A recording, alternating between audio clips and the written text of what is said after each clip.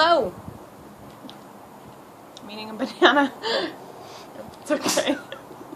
We've been vlogging out here for like an hour and a half and I haven't eaten dinner. But we want to keep doing this. Shining the love of the Lord. Yeah. Alright.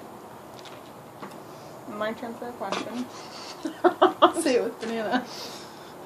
My turn to ask a question. Alright. There's something I wanted to delve in with Alyssa. So I want to talk about...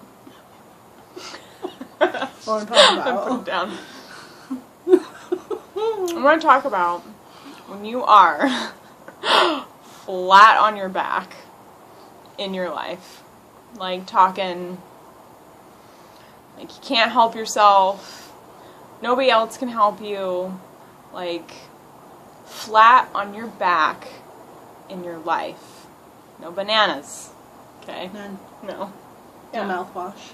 Yeah, no fruit, like you're in some dark times. No fruit. Dark times. And we've all been there emotionally at some point or another in our lives.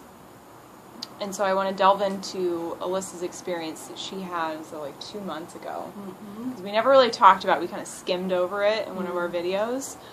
But it's a pretty powerful story, a pretty powerful experience that she had.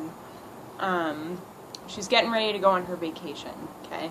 She needed a vacation. Like, she's in this stressful role at work. And it was time. And it was, how many days? Like, 10 days? 10 days, something like that. Wild animal in her yard. Super excited to take this vacation. She's upstairs and she's packing. She's packing The very first day. her bag. Day one. Okay?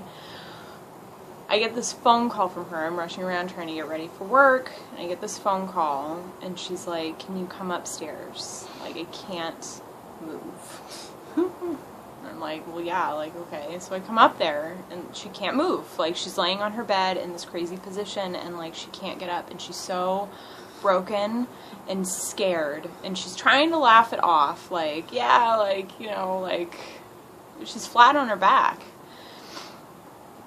And so, yeah, it'd be really great if you wanted to delve into that experience and, like, tell us about it. Yeah. And, yeah, like, we get crippled, like, emotionally and physically in our lives at some point or another. And, you know, there's going to be people maybe that you feel rescued you or pulled you out of it. And really, it's just the love of the Lord shining through and working through another person when we get in those pits of despair and we get in those moments of brokenness. And... yeah. What'd you find there? It was rough. Exactly like Meagan said. I was packing my bag, I packed my last thing in my bag, and all of a sudden, like, this pain in my back. And, like, I wasn't picking anything up or, like, doing anything weird, but just, my mom thinks it was, like, the release of stress. It was my very first vacation, and so she thought that my body had been holding all this stress, and that stress just all of a sudden just was like, okay, like, you're off work, I'm done.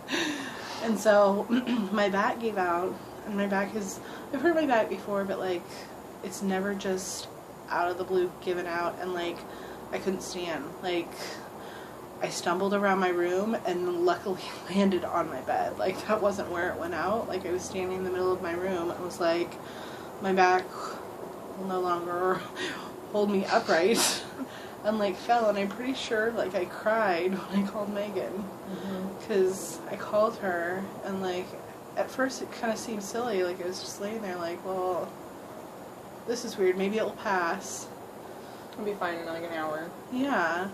And, like, I tried and get up, and, like, my body would not work.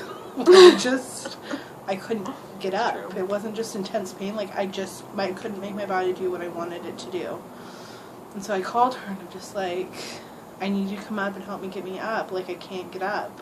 And, like, my mom's gonna be here soon, and, like, me and my mom are gonna go get massages together, and, like, I was all excited. We were going to Happy Feet. Oh.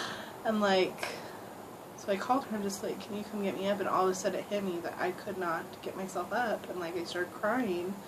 And she came up and tried to get me up. It didn't work. And she's just like, well, what do I do? Because she had to go to work. And I'm like, well, my mom will be here soon. And so I called my mom, and as soon as my mom answered the phone, I'm like, Mom, I can't get up. She's like, what do you mean? So I'm very blessed with a very sweet, sweet mother. And she came and spent all 10 days at my house taking care of me. I tried to get up again about an hour later, thinking that hopefully it was just, I just needed to be careful, and like walked halfway across my room and went down again, like just to my knees straight on the ground, like tried to walk, and like couldn't get up. Was there for about 2 hours. I had to go to the restroom. So like I tried to get up again, and my mom got me into the bathroom.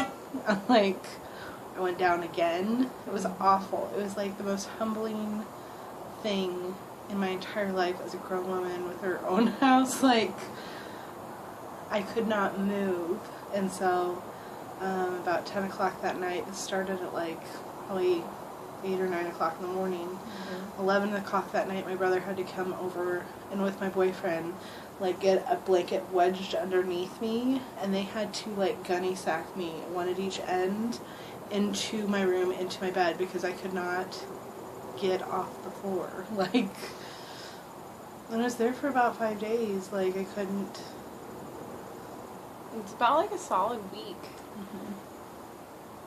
Like you were moving around towards the end of it, but it was still real slow.